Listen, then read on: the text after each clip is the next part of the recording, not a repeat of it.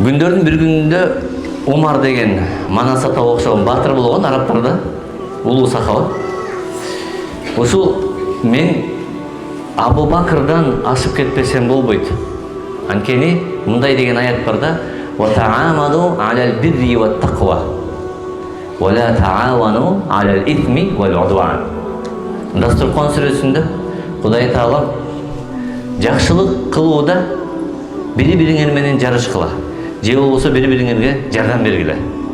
Жамандык кылуудан бири-бириңер менен жарышып, же болбосо бири-бириңерге жардам бербегиле деген аят бар. Бул Кудайдын буйругу. Эми Умар деген сахаба мен Абу Бакырдан сөзсүз ашып кетемин деп аябай аракет кылат экен да. Булар ибадат кылгандан, Кудай жолунда илим алгандан, Алланын жолунда дават кылгандан, бүгүн канча адамды ислам динине киргиздим деп ушундан жарышкандан, садака берүүдөн, зекет берүүдөн булар жакшы жарышкан. Бизде азыр калп айтуудан, бири-бирин ыргытуудан, кидайт этүүдөн, дагы эмне бири-бирин бут тосуудан, чаап кетүүдөн, алдап кетүүдөн жарышып атпайбы? А сахабалар бизге чейин болушкан, төркү ибадатта жарышкан. Мен Абу Бакырдан ашып кетем. Абу Бакыр бул исламдагы эң биринчи динди кабыл алган кишилердин бири. Пайгамбарыбыз саллаллаху алейхи ва саллям досу жана кайнатасы болот.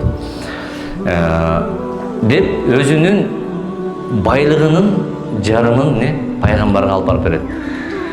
Эй Алланын элчиси, мына мен байлыгымдын жарымын алып келдим, садака кылдым дегенде Абу Бакыр радиаллаху анху келет дагы баардык байлыгын алып келип берип таштайт.